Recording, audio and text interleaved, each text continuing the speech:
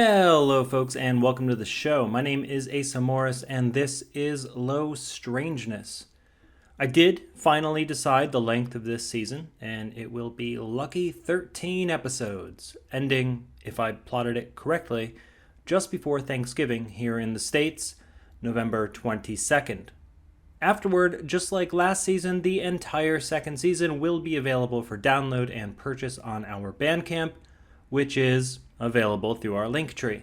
And then we'll come back for season 3 in the beginning of January, assuming everything goes to plan, which it usually does not.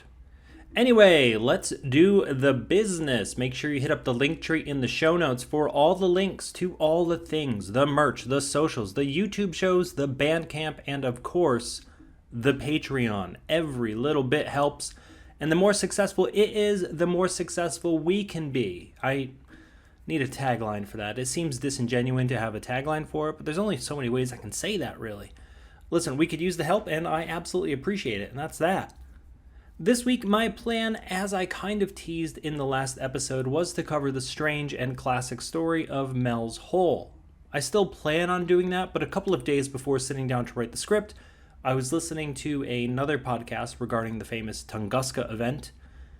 Now, their ultimate tale as far as what it was, well, it was pretty unbelievable. And all of the evidence, and that's big old air quotes, was fairly non-existent unless you're going to travel to Siberia and conduct your own field research. So obviously, theories like that can usually be entirely dismissed. However, while trying to confirm some of the material that was discussed, it did lead me to discover a number of things regarding the Tunguska event that I was previously unaware of, and while I used to believe this was simply a meteorite impact, I'm not so sure now. So today, that's where we are going. I'll give a brief background, and then we're just going to get weird. I don't have any real conclusions for you. I feel like I'm not qualified anymore to say this was a meteorite or to give it any real explanation based on some of the things that we're going to talk about. So I'm just going to give you what I found, let you draw your own conclusions, because, well, I guess it makes more sense why even to this day it's still officially unsolved. So here we go. A clear sky, the forest unending in all directions, serenity. At first, in the middle of the Siberian wilderness, Tuesday, June 30th, 1908, began like any other day, a little chilly but peaceful. That did not last long, however. At 7:17 local time, an incomprehensibly enormous and sudden blast leveled the forest in all directions. 2,150 square kilometers of total ruin, entirely out of nowhere. The blast was estimated to be 185 times stronger than the atomic bomb dropped on Hiroshima. Pressure and seismic waves were recorded globally. For days, the night skies of Europe and Central Asia lit up, and light was apparently also reported as far away as the United States. People, obviously, leapt up to try to figure out what the hell just happened. Was it a bomb? An asteroid impact? Tunguska would be the single largest impact in recorded history if it were an impact. For any number of reasons, it was about 21 years before teams officially got out to the area to conduct test after test to attempt to determine the origin of the blast. Well, in 1929, an expedition led by Russian mineralogist Leonid Kulik reached the site, assuming the blast to be the result of a meteorite. Well, the first problem was that there's no impact crater. To this day, no crater has been found, and with a blast that size, it shouldn't take very long to spot one. There's no impact crater, which obviously means there was no impact, no meteorite. What Kulik did discover, however, was that the area had several concentric lakes, indicating, to him at least, that the meteorite must have exploded above the ground, sending water, along with trees, dirt, and I can only assume a few 100,000 woodland animals, flying through the air and settling eventually in these patterns. A good hypothesis, and one that is still considered a reasonable explanation today. In later years, there have been a few findings to back up Kulik's theory. There have been trace amounts of, air quotes, extraterrestrial minerals in the ground and trees of the event site. On top of that, in Brazil in 1930 and Russia again in 2013, similar activity to the proposed Tunguska theory was witnessed, albeit with much, much smaller blasts. Still, a solid theory, but there just simply is not enough proof to tick all the boxes, especially when we consider what I find to be the most perplexing aspect, the first-hand accounts of the event. Now, the idea of Tunguska, I think, in the popular description is that the area was devoid of human beings, a massive and empty forest. But to my surprise, and I think most people's surprise, that's incorrect. While sparsely populated, it was still populated, and it is estimated that at least 3 people died in the blast. Sure, 3 is a small number, but if 3 died, exponentially more witnessed it. And some of them, well, they wrote it down. I was most surprised to find a lot of this information just on the Tunguska Wikipedia page. Here's what is listed there, and I will read it verbatim. According to the testimony of S. Semenov, as recorded by Russian mineralogist Leonid Kulik's expedition in 1930, at breakfast time I was sitting by the house at Venevara trading post, approximately 65 kilometers south of the explosion, facing north. Suddenly saw that directly to the north over Ankul's Tunguska Road, the sky split in 2 and fire appeared high and wide over the forest. The split in the sky grew larger and the entire northern side was covered with fire. At that moment, I became so hot that I couldn't bear it, as if my shirt was on fire. From the northern side where the fire was came strong heat. I wanted to tear off my shirt and throw it down, but then the sky shut closed and a strong thump sounded. I was thrown for a few meters. I lost my senses for a moment, but then my wife ran out and led me to the house. After that, such noise came as if rocks were falling or cannons were firing. The earth shook, and when I was on the ground, I pressed my head down, fearing rocks would smash it. When the sky opened up, hot wind raced between the houses like from cannons, which left traces in the ground like pathways, and it damaged some crops. Later we saw that many windows were shattered, and in the barn a part of the iron lock snapped. He repeatedly refers there to cannon-like sounds. Also, his description of the sky on fire, in my opinion, does not fit the meteorite theory. I've seen meteorites burn up in the atmosphere. Not just shooting stars, either. In fact, the large Russian one that we talked about earlier is on YouTube. While it is bright, it certainly does not give off the same effect as described. Anyway, moving on.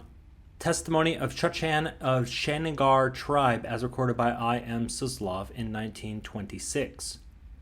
We had a hut by the river with my brother Shikarin. We were sleeping. Suddenly we both woke up at the same time. Somebody shoved us. We heard whistling and felt strong wind. Shikarin said, "Can you hear all those birds flying overhead?" We were both in the hut. Couldn't see what was going on outside. Suddenly I got shoved again, this time so hard I fell into the fire. I got scared. Shikarin got scared too. We started crying out for father, mother, brother, but no one answered. There was noise beyond the hut. We could hear trees falling down. Shikarin and I got out of our sleeping bags and wanted to run out, but then the thunder struck. This was the first thunder. The earth began to move and rock. The wind hit our hut and knocked it over. My body was pushed down by sticks, but my head was in the clear. Then I saw a wonder. Trees were falling, the branches were on fire. It became mighty bright, how can I say this, as if there was a second sun. My eyes were hurting, I even closed them. It was like what the Russians call lightning, and immediately there was a loud thunderclap. This was the second thunder. The morning was sunny, there were no clouds, our sun was shining brightly as usual, and suddenly there came a second one. Chikarin and I had some difficulty getting out from under the remains of our hut. Then we saw that above, but in a different place, there was another flash, and loud thunder came. This was the third thunder strike. Wind came again, knocked us off our feet, struck the fallen trees. We looked at the fallen trees, watched the treetops get snapped off, watched the fires. Suddenly Shikarin yelled, "Look up," and pointed with his hand. I looked there and saw another flash, and it made another thunder. But the noise was less than before. This was the fourth strike, like normal thunder. Now I remember, well, there was also one more thunder strike, but it was small and somewhere far away, where the sun goes to sleep. This describes, if you weren't counting, 5 explosions. Remember the first account described cannons firing? More than one cannon. Sure, this could be multiple small impacts creating the noise, but remember, there's no impact craters. Surely for something to be heard 40 miles away multiple times, there would be at least some impact crater, word meteorite. The third account comes from the local paper, Siberian newspaper, 2nd of July 1908. The dating is a little off here, and that's because at the time, that region of the world was using a different calendar. On the morning of 17th of June, around 9, we observed an unusual natural occurrence. In the North Karolinsky village, about 213 kilometers north of Kurensk, the peasants saw to the northwest, rather high above the horizon, some strangely bright, impossible to look at, bluish-white heavenly body, which for 10 minutes moved downwards. The body appeared as a pipe, i.e. a cylinder. The sky was cloudless, only a small dark cloud was observed in the general direction of the bright body. It was hot and dry. As the body neared the ground, the bright body seemed to smudge and then turned into a giant billow of black smoke. And a loud knocking, not thunder, was heard as if large stones were falling or artillery was fired. All buildings shook. At the same time, the cloud began emitting flames of uncertain shapes. All villagers were stricken with panic and took to the streets. Women cried, thinking it was the end of the world. The author of these lines was meantime in the forest, about 6.4 kilometers north of Kurensk, and heard to the northeast some kind of artillery barrage that repeated in intervals of 15 minutes at least 10 times. In Kurensk, in a few buildings in the walls facing northeast, window glass shook. Now this one so far is the most bizarre, and it comes from a journalist. There are elements here that sound like a meteorite, kind of, but then other descriptions don't add up at all. Bluish-white pipe or cylinder? Okay, maybe that's the trail of a fireball. It sounds a lot more like lightning to me. Large stones were falling or artillery was fired. Again, another weapon reference, but if a meteorite exploded, well, large stones were falling. However, again, no impact craters. A black cloud emitting flames of uncertain shapes?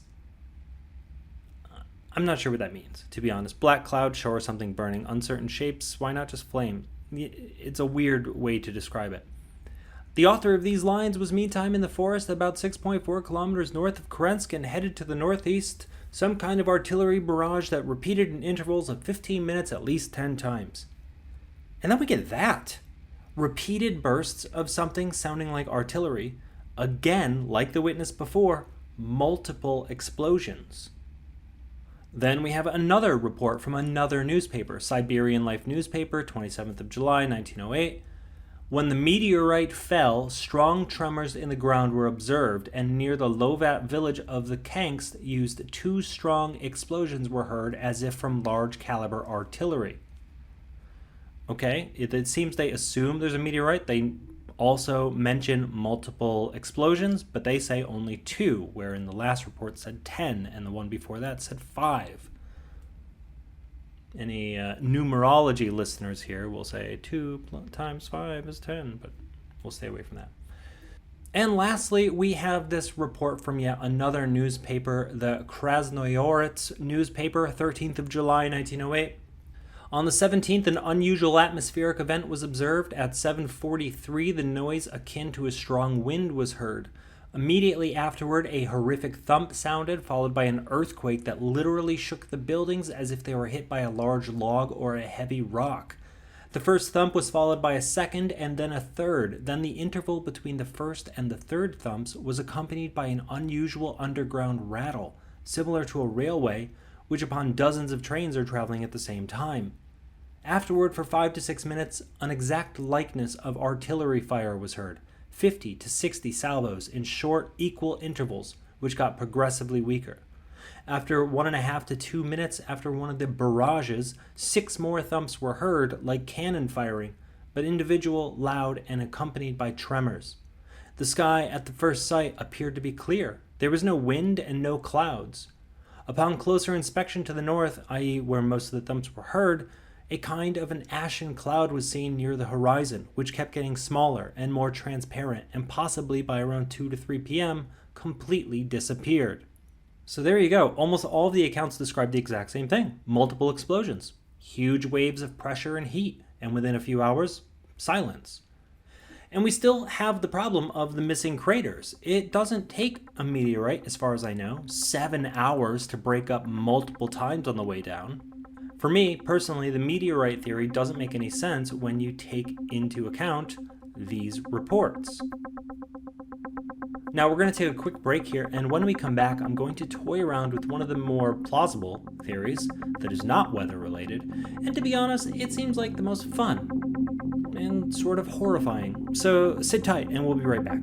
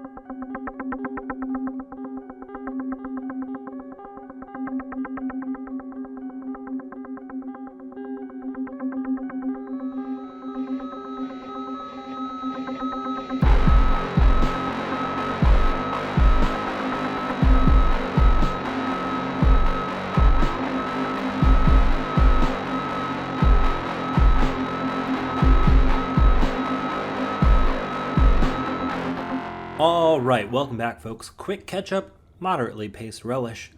Summer of 1908, a massive explosion of unknown origin occurs in the middle of nowhere, Siberia. Theories are abound, with most people happy to accept an atmospheric meteorite explosion. However, eyewitness accounts seem to tell a different story.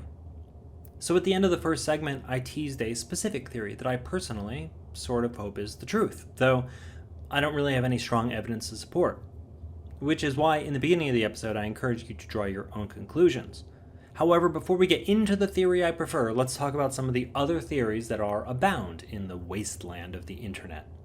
First up, the UFO theories. There are actually a couple of UFO theories abound, none of which I subscribe to, so I'll just briefly go over them. Right off the bat, a UFO crashed. This theory, though, as you will surely determine after even just one further thought, doesn't fit any of the evidence. Like, none of it. Next, we have the idea that there was a meteorite, but a UFO intervened and blew it up. This, sure, could explain some of the weirdness surrounding the event, lack of an impact crater, so-called artillery fire, but you may as well say that a battalion of storks with machine guns flew by and destroyed the meteorite. You're just adding extra steps, so we'll Occam's razor right through that one. Lastly, there's the idea that a UFO is brought down by Russian military, which caused a large explosion, and explains the artillery fire, and if you follow that thread, also explains the 21-year gap between the event and the first expedition. Remember earlier I said official expedition. This would also, given the resources, kind of allow for an impact crater to be disappeared. 21 years is a long time, and potentially long enough for a team of scientists, soldiers, and excavators to cover the whole thing up. This one clearly has too many moving parts and additions to the theory, and surely an operation of that magnitude would have been leaked by now, especially considering the turbulent nature of Russian governments and militaries throughout the 20th century. So I can't really buy that one either. Other theories include rogue miniature black holes, antimatter, a nuclear explosion, which apparently there are radiation burns on the trees that are inconsistent with your normal burn patterns. And also a local myth which includes a theory about an angry god. Here is another eyewitness report that I was able to find at historyrundown.com from an Evenki woman named Akalina, who was within 20 miles of the epicenter at the time of the event. A mighty wind flattened our tent while we had been sleeping. A brilliant outburst of light blinded us. The wind was breaking trees like they were sticks. As a rising whirlwind lifted us off the ground, I lost consciousness. After she woke up, she remembers seeking her husband, Ivan, being lifted by the blast and slammed into one of the remaining upright trees, 130 feet from the remnants of the camp they had slept in. He died a few hours later from fractures, shock, blood loss. Our reindeers also vanished, and we haven't found them since, she said. The website History Rundown goes on to say, if we can believe shamans of the Evenki tribe who lived in the area for thousands of years, Tunguska event was caused by the Agda, the god of thunder himself. Dissatisfied by the tribal disputes, Agda reputedly sent demons with shining eyes and fiery tails to punish the disobedient Evenki men. Now, of course, we can't take this explanation seriously. However, the fact remains that immediately after the event, the area was declared a sacred and forbidden zone by Evenki tribesmen who then reportedly expelled or killed dozens of Soviet scientific expeditions that ventured into the area of explosion decades after. Well, at least that one explains the 21-year gap, right? Alright, so enough dancing around, let's get to my favorite theory, which, due to its exclusion so far, anyone familiar enough with this event probably already knows where I'm going. That's right, Nikola Tesla. I know, that sounds a little eye-rolly, but there is actually a decent amount of circumstantial, let's just call it evidence, to make it a fair contender for the explanation of the event. On the other hand, officially, there is a good reason, of course, to doubt the Tesla theory. First, let's look at the pros, or cons, depending on your point of view. In Colorado Springs, Tesla was being Tesla in his lab, running your average run-of-the-mill Tesla experiments. At one point, he notices the constant buzzing in his laboratory has stopped. He charges in, demands to know what the hell's going on. His research assistants say they have no idea, and so Tesla gets a hold of the power company asking why they cut the power, to which they respond, "You broke our goddamn generator, Nick," or, something like that. Well, it turns out they were kind of right. The experiment that Tesla had been running, which is well above my head, overloaded their generator, burned through the insulation, and destroyed their generator. Now, this event, coupled with Tesla's plans for a global free energy grid, the Teleforce, as he called it, led Tesla to an idea for a defensive project that later became popularly known as Tesla's death ray, though Tesla himself disliked and avoided that term. So he shops around his idea, which was to set up electrical towers that when an enemy craft, like an airplane, approached, high voltage and directed beams would bring them down instantly. A defense grid. Officially, see, I keep having to use that term, no one was interested. In a letter to Liberty magazine, Tesla wrote, "My invention requires a large plant, but once it is established, it will be possible to destroy anything, men or machines, approaching within a radius of 200 miles. Later, in letters to the New York Times, Tesla wrote, "As to projecting wave energy to any particular region of the globe, this can be done by my devices. The spot at which the desired effect is to be produced can be calculated very closely, assuming the accepted terrestrial measurements to be correct." Tesla, between the time of him blowing out the generator and his serious work on the defense grid, had since moved his operations to Wardenclyffe Lab in Shoreham, New York, on Long Island, where he constructed a 187-foot domed transmitter. In 1903, amid an absolute boatload of terrible events in his life both personally and professionally, Tesla also began to lose his financial backers for any number of reasons, including patent theft, lack of confidence, and of course the notion that free energy would bankrupt quite a few wealthy people.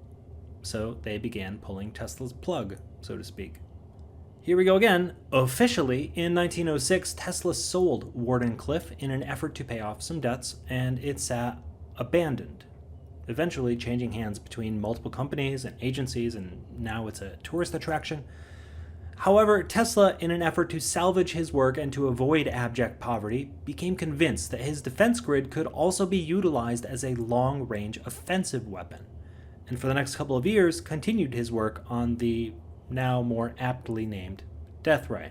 So Tesla was becoming a bit bold and made a claim that his invention was, quote, able to send an electromagnetic ray across hundreds of kilometers and destroy a great part of Earth, and that he could break the Earth as if it were an apple.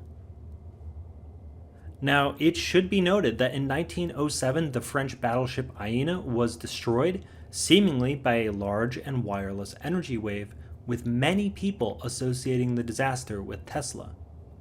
If this was the case, then we could easily assume this was a test. And just 2 months before the Tunguska event, Tesla wrote, "This is not a dream. Even now, wireless power plants could be constructed by which any region of the globe might be rendered uninhabitable without subjecting the population of other parts to serious danger or inconvenience." And now here we get to yet another twist in the story.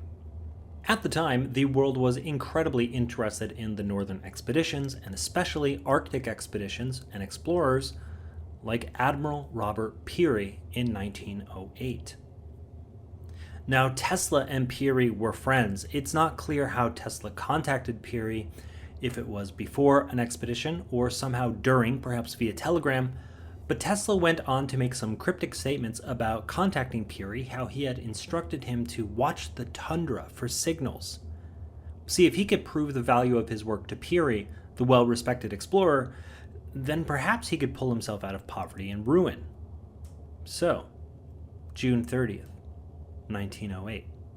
Peary is sitting on Ellesmere Island, which was essentially the last stop before fully entering the Arctic, as it is popularly thought of. Tesla, most likely, is sitting in Wardenclyffe. Now, I could find no reference to Peary seeing lights or signals, as Tesla would have hoped. However, one thing that sticks out to me, if you draw a line from Wardenclyffe over the Arctic to Tunguska, you pass directly over Ellesmere Island, where Peary was camped. So did Tesla overshoot, trying to send a message? Well, maybe. But maybe not. You see, a big problem in this theory is that Peary wasn't on Ellesmere Island on June 30th of 1908. He was in New York, despite multiple sources saying he was. I scoured his expedition journals just to make sure. He didn't leave New York until July of 1908. Also, there's no evidence of Tesla working at Wardenclyffe that specific night.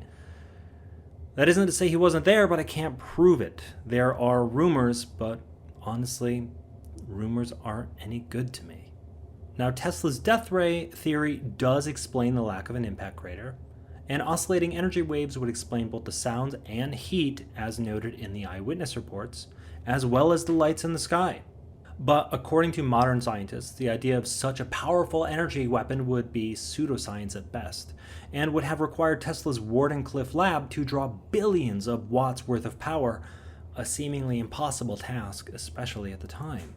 Unless, of course, you're an electrical genius who has spent years pulling energy from the atmosphere and wouldn't necessarily rely on a grid. And finally, Tesla was a showboat. He liked to hype himself up. So even though Tesla did say a lot of these things, we can't really know how much of it was true. So what do you think? Did Tesla cause the Tunguska event, or was it a UFO, or an angry god? To be honest, we'll probably never know for certain. And that's our show. Let me know what you think about the Tunguska event. It definitely sits a little differently in me now, especially regarding the first-hand accounts. I'd love to hear your thoughts. Either way, thank you so much for hanging out, whether again or for the first time. As I said before, make sure to hit up the link tree in the show notes for all the links to all the things, and especially the Patreon. Anyway, that is the very quick business, and I hope you enjoyed the show this week. Take care of yourselves and the people around you, and I'll see you in 2 weeks, unless, of course, some terror comes screaming out of the sky. But in that case, I'll live stream it.